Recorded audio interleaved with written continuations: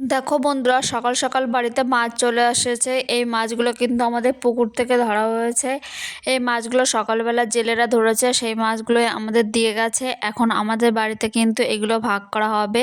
এই যে গামলাগুলো নেওয়া হয়েছে, গামলা, ঝুড়ি, বালতি সবগুলো কিন্তু এক এক করে নেওয়া হয়েছে এবং এই মাছগুলো কিন্তু ভাগ করে দেওয়া হবে। এখানে রুই মাছ আছে, পোনা মাছ আছে আর বাটা মাছ আছে।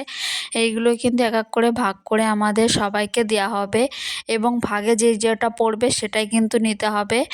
এইভাবে কিন্তু আমাদের বাড়িতে সকাল সকাল দেখো মাছগুলো ভাগ করা হচ্ছে। এখানে বেশিরভাগই মাছগুলো ছিল বাটা মাছ। আর এই দেখো সব বালতিগুলো এবং ঝুড়িগুলো, গামলাগুলো সব কিন্তু আস্তে আস্তে ভরে যাচ্ছে মাছগুলো দিয়েই। এবং দেখো সব ভাগ হয়ে যাচ্ছে আস্তে আস্তে। কেমন লাগছে তোমাদের সেটা কমেন্ট করে জানিও।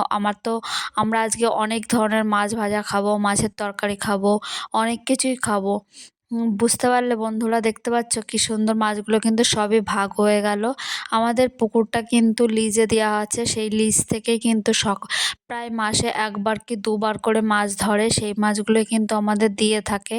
অন্য মাছগুলো কিন্তু আমরা খুবই সব সময় কিনেই খাই। যেদিন জেলে দিয়ে থাকে সেদিনই কিন্তু আমরা মাছগুলো খেয়ে থাকি।